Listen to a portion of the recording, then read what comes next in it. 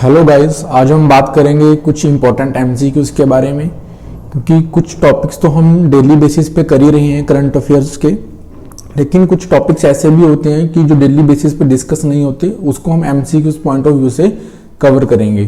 तो हम स्टार्ट करते हैं अपने फर्स्ट क्वेश्चन के साथ, जो आपको सभी एग्जाम्स के लिए इंपॉर्टेंट रहेंगे। तो लाइक पीपीएससी सीनियर असिस्टेंट का एग्जाम भी अभी आपका आने वाला है, and PCS exam and for the UPSC CSC exam जो आपका मई में होगा।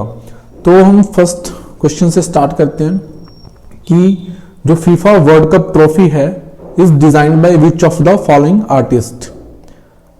अभी रिसेंटली आपका फीफा वर्ल्ड कप हुआ है, ठीक है, तो उस ट्रॉफी को डिजाइन किसने किया? आपकी स्क्रीन के ऊपर वैसे मैंने बोल्ड कर ही रखा है, उसका आपको आंसर पता होना चाहिए, सिल्वियो गैज़निगा। लेकिन आपको मेरे को ये बताना है कि जो ये पर्सन है वो किस कंट्री से बिलोंग करते हैं। आपको इनका कंट्री नेम बताना है। Second thing, FIFA world cup जीतने वाला कंट्री। थर्ड, आपको कमेंट बॉक्स में इन सभी का रिप्लाई करना है। नेक्स्ट आपको ये बताना है कि रैंकिंग जो फीफा ने अभी लॉन्च की उसमें नंबर 1 कंट्री कौन है। विनर कंट्री इस बार अलग है और रैंकिंग जिस कंट्री की नंबर 1 है वो अलग है। साथ में आपको ये भी बताना है कि इंडिया का रैंकिंग उसमें कितना है, रैंकिंग आपकी इंडिया की। तो इसमें सभी क्वेश्चंस आपके कवर हो जाएंगे ऑलमोस्ट, जो आपके एग्जाम्स में पूछे जा सकते हैं। तो नेक्स्ट क्वेश्चन हम देखते हैं। Fifth Kalvari class scorpion class, वैसे तो इसको स्कॉर्पियन क्लास बोलते थे ओरिजिनली, लेकिन इंडिया में इसको प्रोजेक्ट 75 के अंडर कलवरी क्लास बोलते हैं। सब मैराइन डेवलप की गई है, जिसमें आपकी फिफ्थ जो है अभी वो आईएनएस वागीर को इंट्रोड्यूस किया गया है। तो आपको उसका ऑफिशियल नेम बताना है, मतलब कि उसको क्या बोला जाता है, ठीक है, उसको हम बोलते हैं यार्ड 11879। तो कमेंट बॉक्स में आप ये भी मेरे को कमेंट करके बताइए कि इसके पहले जो 4 कलवरी क्लास की आपकी सबमैराइन्स बनी हैं उनके नेम्स क्या क्या हैं। और आप ये भी बता सकते हो कि इसमें यार्ड का क्या मतलब है, ठीक है। सबमैराइन्स क्या होती हैं आप ये भी एक बार पढ़ लेना, ठीक है, इसको हम बाद में कभी डिस्कस कर लेंगे। नेक्स्ट क्वेश्चन आपका है with respect to non fungible tokens. Non fungible token, actually ये यूपीएससी सीएससी का प्रीवियस ईयर क्वेश्चन है। नॉन फंजाइबल टोकन्स को लेके 3 स्टेटमेंट्स यहाँ पे दी हुई हैं। इन्होंने फर्स्ट स्टेटमेंट में पूछा है कि enable the digital representation of the physical assets. कहने का मतलब ये है कि आपके पास अगर कोई भी फिजिकल एसेट है, इवन कि आपका कोई पिक भी है आपके पास अपनी, ठीक है, तो उसको आप डिजिटली कन्वर्ट कर सकते हो, ठीक है। First statement is true. Second thing आपका ये है कि यूनिक क्रिप्टोग्राफिक टोकन्स होते हैं, ठीक है, जिनको ब्लॉकचेन के ऊपर एग्जिस्ट करते हैं, ठीक है। सेकंड स्टेटमेंट भी आपकी राइट है। जो प्रॉब्लम आती है वो थर्ड स्टेटमेंट में आती है कि क्या ये ट्रेड और एक्सचेंज किए जा सकते हैं at the equivalency and therefore can be used as a medium of commercial transaction. ये स्टेटमेंट आपकी रॉन्ग है। तो कहने का मतलब क्या है कि सपोज करो किसी पर्सन के पास फंजाइबल, सबसे पहले आप फंजाइबिलिटी समझिए कि इसका मीनिंग क्या होता है। कहने का मतलब कि अगर 2 चीज आपस में एक्सचेंज कर रहे हो आप, अगर उनमें कोई डिफरेंस नहीं है, एक दूसरे को एक्सेप्टेबल है, तो वो फंजाइबिलिटी है। सपोज पर्सन ए है, उसने किसी पर्सन बी को 100 रुपीज क्या किए हैं, उधार दिए, लैंड किए हैं, और बी वापस करते समय उसको 100 रुपीज के नोट की जगह पे अगर वो उसको 10 रुपीज के भी नोट्स दे रहे हैं, ठीक है, तो उसको लेने में कोई इशू नहीं है। तो इसको बोलते हैं फंजाइबिलिटी, जो मनी के केस में होता है। लेकिन सपोज करो एक पर्सन ए, उसने पर्सन बी को क्या किया है, कार दिया उधार, ठीक है, जब बी उसको वही कार वापस ना करके कोई और कार वापस करे, बेशक उसका मॉडल नंबर वगैरह सेम है, तो वो शायद ए को एक्सेप्टेबल नहीं होगी। इसको हम बोलते हैं कि वो नॉन फंजाइबिलिटी है। तो कहने का मतलब ये कि नॉन फंजाइबल टोकन्स जो होते हैं वो इक्विवेलेंसी के ऊपर ट्रेड नहीं किए जा सकते, इसलिए आपकी थर्ड स्टेटमेंट रॉन्ग है। इसीलिए हम क्या बोलते हैं कि इस क्वेश्चन में आपके ओनली 2 ऑप्शंस क्या हैं, राइट है। फोर्थ क्वेश्चन जो है वो आपका अस्ताना कॉन्फ्रेंस को लेके है एंड अल्मा-अटा डिक्लेरेशन को लेके है, जो आपकी 1978 में हुई थी। एक्चुअली ये क्वेश्चन न्यूज में इसीलिए है कि रिसेंटली अभी आपकी primary health care and universal health care को इंटीग्रेट करने की बात की जा रही है। तो प्राइमरी हेल्थ केयर के बारे में आपको पता होना चाहिए। वैसे भी ये आपका GS1 और GS2 दोनों के पॉइंट ऑफ व्यू से एक इंपॉर्टेंट टॉपिक है, ठीक है। तो ये दोनों चीजें किस चीज के बारे में बात करती हैं, आपकी प्राइमरी हेल्थ केयर के बारे में बात करती हैं, ठीक है। तो सॉरी, आपका प्राइमरी हेल्थ केयर के बारे में बात करती हैं। आपको प्राइमरी हेल्थ केयर के बारे में और भी काफी कुछ आइडिया होना चाहिए। इसको हम अपने मेंस आंसर राइटिंग सीरीज में कवर कर लेंगे। हम PCS पॉइंट ऑफ व्यू से मेंस के क्वेश्चंस भी डिस्कस करेंगे। कुछ मेंस के क्वेश्चन मैं बना रहा हूं अभी, ठीक है, उसको बाद में हम क्या करेंगे, डिस्कस करेंगे। नेक्स्ट क्वेश्चन है, रिसेंटली जो आपका securities and exchange board of India है, जो आपका securities and exchange board of India है, उसने क्या किया है,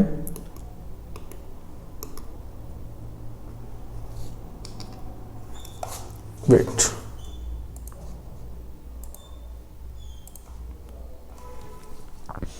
जो आपका securities and exchange board of India है, उसने भी अनाउंस किया है कि अगर कंपनीज अपने शेयर्स को बाय बैक करती हैं तो उनको सिर्फ टेंडर रूट अलाउड किया जाएगा, वो ओपन मार्केट में आके, सेकेंडरी मार्केट्स में आके ऐसा कुछ नहीं कर सकती हैं। तो आपको पहले ये पता होना चाहिए कि बायबैक्स क्या हैं। Buybacks are typically done when a company has a significant cash reserve and feels that shares are not fairly valued at the current market price. Company क्या करती है, अगर उसको लगता है कि उसके शेयर अंडर वैल्यूज हैं तो वो अपने शेयर्स को क्या कर लेती है, वापस से परचेज कर लेती है। Shares are brought back at the, तो पहली स्टेटमेंट आपकी सही है, since shares are brought back at extinguished the stake of the remaining share holder rise. कहने का मतलब ये है कि जब कंपनी कुछ लोगों से शेयर वापस ले लेती है तो जो एग्जिस्टिंग शेयर होल्डर्स होते हैं उनका स्टेक क्या होता है, कंपनी में इंक्रीज कर जाता है। इस चीज को कभी कभी कंपनी अपनी कंपनी के ऊपर पोजीशन को होल्ड को टाइट करने के लिए भी यूज करती है। तो ये दोनों स्टेटमेंट्स आपके सही हैं, तो बोथ 1 and 2 आर राइट।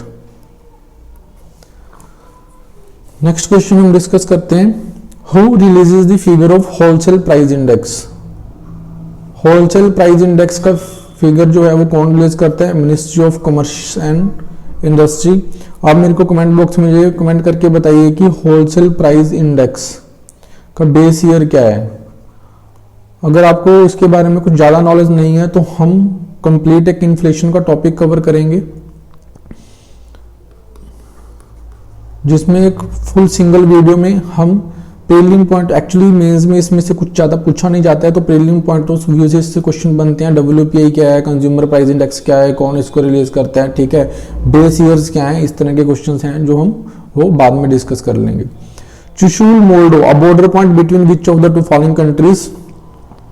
मैंने वैसे यहाँ पे आंसर पहले दे रखे हैं, इंडियन चाइना, क्योंकि ये लाइव सेशन नहीं है तो इसमें आंसर्स पहले बताने में कोई दिक्कत नहीं है। चुशूल जो है एक क्या है, आपका बॉर्डर पॉइंट है जहाँ पे इंडियन आर्मी और चाइना आर्मी के बीच में जो अभी रिसेंट क्लैशेस हो रहे हैं उसको लेके मीटिंग हुई थी, ठीक है। ये जो है वो आपका ले रीजन में है, लद्दाख में। नेक्स्ट क्वेश्चन हम डिस्कस करें, रिसेंट काफी न्यूज में रहता है ये, क्योंकि एक कॉपरेशन मिनिस्ट्री बनी है रिसेंटली। आपको ये बताना है कि उस मिनिस्ट्री को हेड करने वाले पर्सन कौन है, ठीक है। वो इंडिया के होम मिनिस्टर भी हैं, मैंने आपको बता दिया, कमेंट सेक्शन में मेरे को उनका नेम बताना।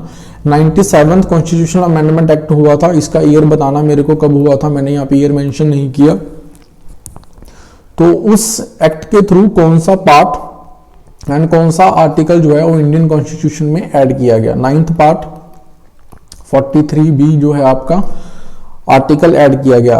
इसमें इशू क्या है, क्योंकि जो भी रिसेंटली गवर्नमेंट है वो क्या कर रही है, कोऑपरेटिव सोसाइटीज या फिर कोऑपरेटिव बैंक्स जो आपके मल्टी स्टेट्स वाले होते हैं, कहने का मतलब जिनकी प्रेजेंस एक से ज्यादा स्टेट में होती है, उनके ऊपर अपना कंट्रोल एस्टेब्लिश करने की कोशिश कर रही है, जिसको हम बोलते हैं कि सेंटर स्टेट इशू है। कहने का मतलब क्या है कि उसमें स्टेट्स का राइट होना चाहिए, लेकिन सेंटर उसमें इंटरफेरेंस करे, इसकी वजह से उनके रिलेशन में क्या आएगी, अभी दोबारा से प्रॉब्लम आएगी। तो इस तरह की चीजें न्यूज में रहते हैं, तो आपको प्रीलिम पॉइंट ऑफ व्यू से ये पार्ट और आर्टिकल आइडिया होना चाहिए।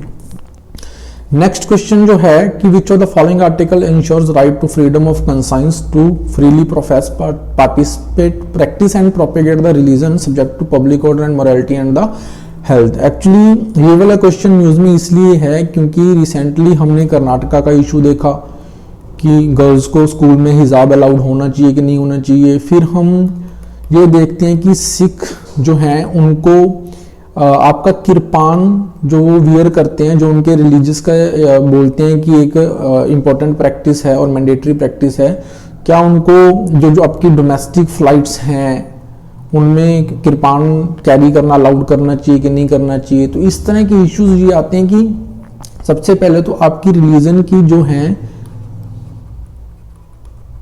इंपॉर्टेंट प्रैक्टिस मीन्स उसके बिना आपका ये मान के चलो कि रिलीजन ये फॉलो ही नहीं होता। ये मानते हैं कि आपके रिलीजन की इंपॉर्टेंट प्रैक्टिस हैं, तो पहले ये पता होना चाहिए। तो हम बोलते हैं कि किरपान वियर करना सिक्स का इंपॉर्टेंट जो है रिलीजियस प्रैक्टिस है, तो हम डोमेस्टिक फ्लाइट्स में तो ये अलाउड करते हैं, ठीक है।